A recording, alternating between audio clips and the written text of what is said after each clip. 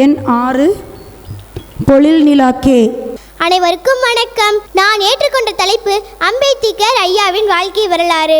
சட்டமேதை அம்பேத்கர் அவர்கள் நமது நாட்டின் அரசியல் சாசனத்தை வடிவமைத்தவர். அவரை பற்றிய வாழ்க்கை வரலாறை மாணவர்கள் நாம் அனைவரும் அறிய வேண்டியது அவசியமாகும். பாபா சாஹேப் என்று அழைக்கப்படும் பீம்ராவ் ராம்ஜி அம்பேத்கர் இந்திய விடுதலைக்கு பின்னர் நாட்டின் முதலாவது சட்ட அமைச்சராக பதவி வகித்தவர். அவரை பற்றிய உயர்கல்வி பெறுவதற்காக அமெரிக்கா சென்ற முதல் இந்தியர். தாழ்த்தப்பட்ட மக்களுக்கென்று கழகம் ஒன்றை உருவாக்கினார். பரோடா மன்னருடன் இணைந்து தீண்டாமை ஒழிய போராடினார். அம்பேத்கரின் இளமை காலம். அம்பேத்கர் மத்திய பிரதேசத்தில் உள்ள மோ எனும் இடத்தில் 1891ஆம் ஆண்டு ஏப்ரல் 14ஆம் நாள் ராம்ஜி சக்பால் பீமாபாய் ஆகியோரின் 14வது குழந்தையாக பிறந்தார். அவர் பிறந்தபோது அவரின் தாய் தந்தை அவருக்கு சூட்டிய பெயர் பீம்ராவ் ராம்ஜி. டாக்டர் அம்பேத்கர் ஒரு முறை தமது இளம் வயதில் தமது சகோதரருடன் மாட்டு வண்டியில் பயணம் செய்தபோது இவர் தாழ்த்தப்பட்ட சமுதாயத்தில் சேர்ந்தவர் என்பதை மாட்டு வண்டிக்காரர் அறிந்தபோது உடனே மாட்டை அவித்துவிட்டு அவர்களை கீழே தள்ளிய கொடுமை நிகழ்ந்தது. 1900ஆம் ஆண்டு அம்பேத்கர் உயர்கல்வியை தொடங்கினார். உயர்கல்வியை தொடங்கிய போது அம்பேத்கரும் ஏனைய மாணவர்களைப் போல விலக்கு வைத்தலுக்கு பலியானார். அங்கு தாழ்த்தப்பட்ட மாணவர்கள் தனியே அமர்த்தப்பட்டுள்ளனர். மற்ற மாணவர்களுடன் பேசவோ விளையாடவோ முடியாது. கேள்வி கேட்பதும் கிடையாது. தண்ணீர் வேண்டுமானாலும் பிறர் ஊற்ற கையால் பருக வேண்டும். அமர்வதற்கு இம்மாணவர்கள் தமது வீட்டிலிருந்தே ஓர் கோணிப்பையை எடுத்து வர வேண்டும். வடமொழி சமஸ்கிருதம் கற்க தடை இருந்தது. தெய்வீக மொழியை கற்பதற்கு தீண்டாதவர்கள் அருகதை அற்றவர்கள் என்ற காரணத்தினால் அவர்களின் சமஸ்கிருத ஆசிரியரை அவருக்கு கற்பிக்க மறுத்துவிட்டார். இதனால் அம்பேத்கரின் விருப்பத்திற்கு மாறாக அவர் பாரசீக மொழியை கற்க நேரிட்டது. இக்கொடுமைகளை கண்டு அம்பேத்கரின் பிஞ்சு மனம் வெம்பியது. ராம்ஜி சக்பால் அம்பேவாதேகர் என்பது இவரின் இயற்பெயராகும்.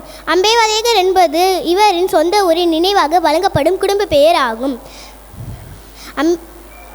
இவர் மீது அன்பும் அக்கறையும் கொண்ட பிராமண ஆசிரியரான மகாதேவ் அம்பேத்கர் தம் குடும்ப பெயரான அம்பேவாதேகர் என்பதை மாற்றி இவர் குடும்ப பெயரான அம்பேத்கர் என்பதை இவர் பெயரில் சேர்த்தார். 1904ஆம் ஆண்டு அவரது குடும்பம் மும்பைக்கு சென்றது. அங்கு உயர்நிலை பள்ளியில் சேர்ந்து தமது கல்வியை தொடர்ந்தார். இவர் குடும்பத்தில் மிகவும் வறுமை சூழ்ந்த நிலையிலும் கல்வியை விடாமல் மெட்ரிகுலேஷன் தேர்வில் தேர்ச்சி பெற்றார். இவரது குடும்பமே இவரது கல்வியில் ஆர்வம் காட்டியது.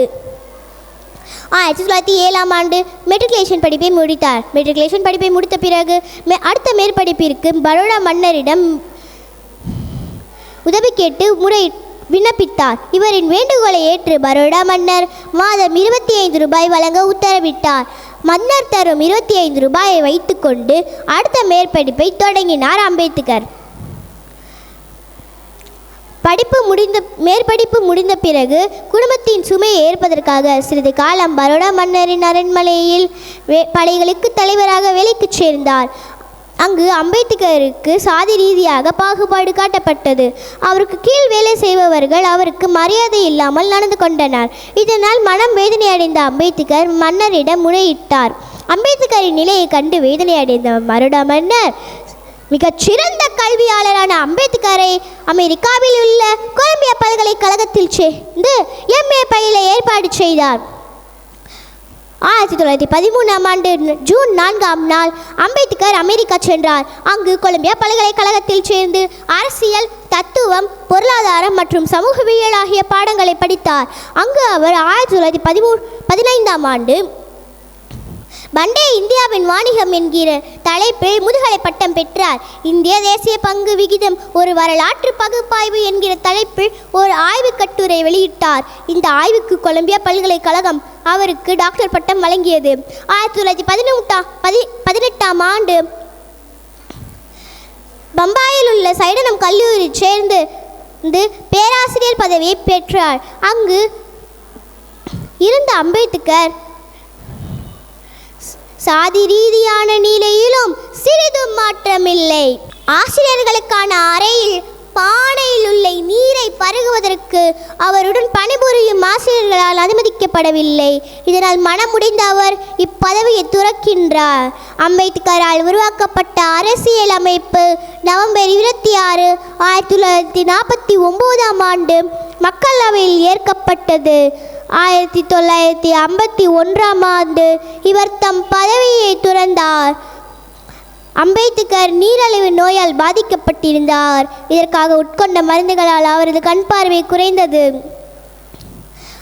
1951 ஆண்டு டிசம்பர் 26ஆம் நாள் 1958ஆம் ஆண்டு டிசம்பர் 26ஆம் நாள் இவர் டெல்லியில் உள்ள இவரது வீட்டில் தூக்கத்தில் உயிர் பிரிந்தது. 1990ஆம் ஆண்டு அவருக்கு பாரத ரத்னா விருது வழங்கப்பட்டது.